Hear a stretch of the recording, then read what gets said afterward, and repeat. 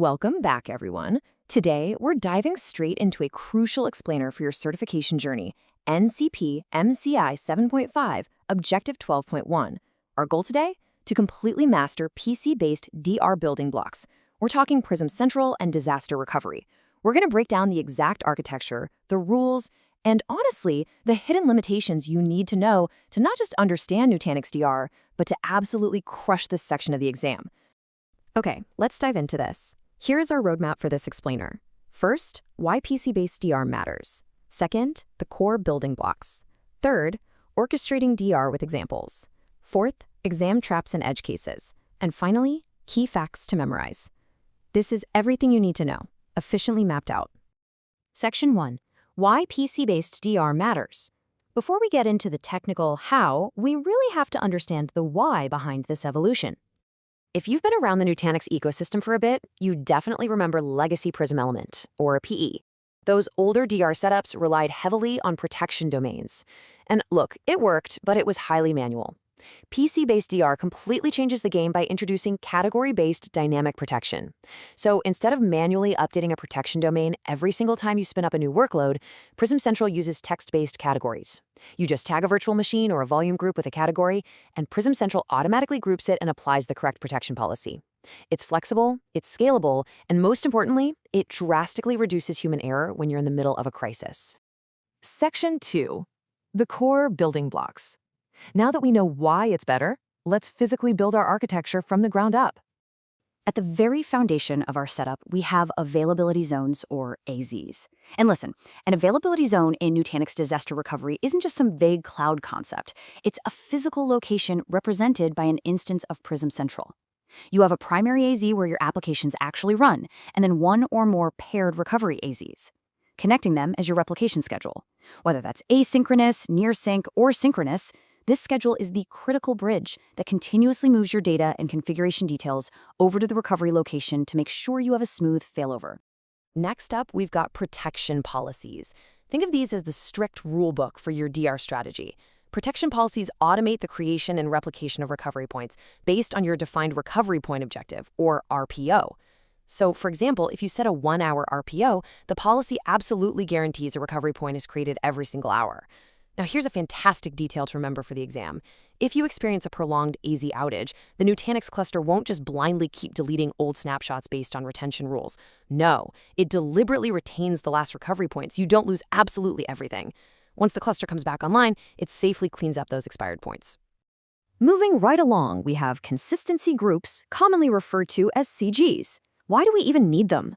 Well, imagine you have a multi-tiered application. Say a database VM and a web server VM that are heavily dependent on each other. If you take a snapshot of the database at 1 p.m. and the web server at 1:05 p.m., restoring them together might cause catastrophic data corruption and literally ruin your weekend. A consistency group forces all dependent entities within it to generate crash-consistent recovery points at the exact same fraction of a second. Just remember, to do this, all entities in the CG must have the exact same protection status and reside on the same cluster. Our final core building block is the recovery plan. If protection policies are the rules, recovery plans are the orchestrators. A disaster is inherently chaotic, and you simply cannot power on 500 VMs all at once and just hope for the best. Recovery plans exist to ensure dependencies start in the correct order. They allow you to define an enforceable VM start sequence, program safe interstage delays so your database actually has time to fully boot before the app server tries to connect to it, and map your complex production networks directly to your recovery networks. Plus, you can test these entire plans without affecting your live production workloads. Section 3. Orchestrating DR with examples. It's time to anchor all this theory with some concrete, exam-style scenarios. Let's look at our first example. Category-based dynamic protection in action. Say a developer requests a new database VM. Step 1. Your infrastructure admin deploys the VM and simply assigns it the text category tier 1-DB. Step 2. Because you've previously configured Prism Central, a protection policy instantly recognizes that category and auto-applies itself to the VM. Step 3. The system immediately begins generating recovery points at the specified RPO interval, automatically replicating them to the recovery AZ.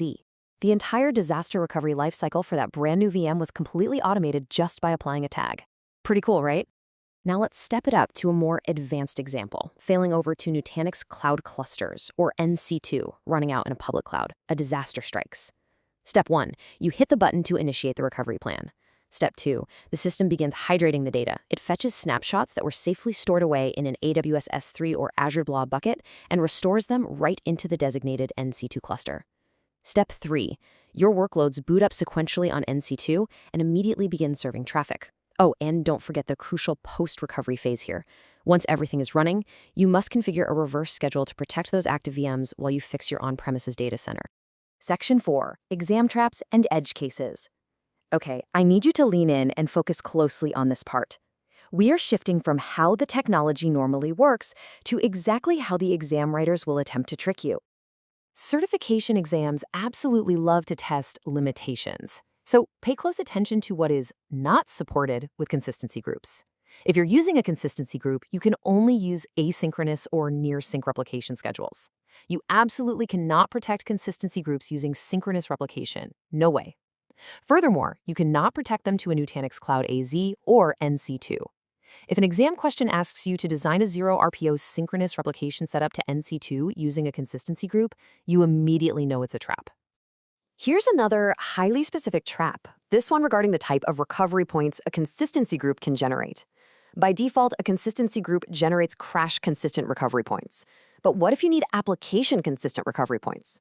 Well, here is the hard rule. You absolutely cannot generate application-consistent recovery points if the consistency group has more than one guest VM. And to add to that, you cannot add volume groups to a consistency group configured for application-consistent recovery points. Why? Because volume groups in Nutanix DR simply do not generate application-consistent points. Definitely memorize that limitation. Next up, we have a version mismatch trap. Consistency groups are visible in Prism Central versions starting with 2022.9.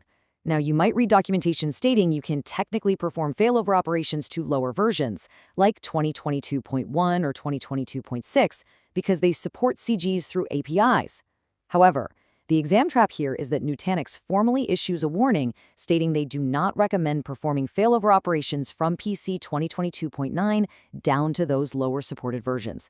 Always choose the answer that aligns with Nutanix's official recommendations. And here is our final exam trap, and it's a massive one regarding the public cloud. If you are designing a disaster recovery solution utilizing an NC2 availability zone, whether that happens to be on AWS or Azure, the hypervisor running on that NC2 cluster must be AHV only. Exam distractors will frequently try to throw ESXi or Hyper-V into the mix when discussing public cloud targets. If you see those associated with an NC2 DR target, rule them out immediately.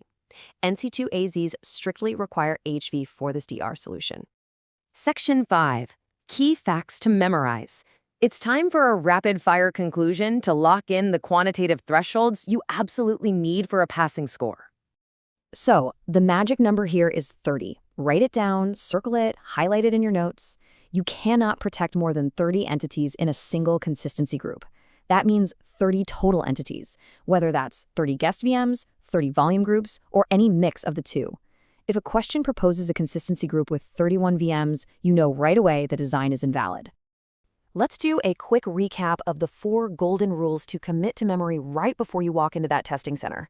Rule 1, maximum 30 entities per consistency group. Rule 2, to even use consistency groups in the first place, your primary and recovery Prism element clusters must be running AOS version 6.6 or later. Lower versions will just fail to replicate. Rule 3, during a prolonged outage, the system smartly retains the very last recovery point to protect your data.